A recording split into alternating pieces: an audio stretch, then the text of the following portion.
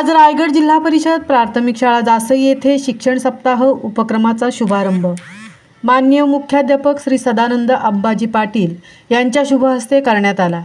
एक अध्ययन अध्यापन साहित्य दिवस TLM डे एन्युक्शर 1, 2 मूलभूत संख्याज्ञान व साक्षरता दिवस FLN डे एन्युक्शर 2, शब्दवाचन, वाक्यवाचन, उतारावाचन, संख्याज्ञान, खेळ असे विविध उपक्रम घेण्यात आले।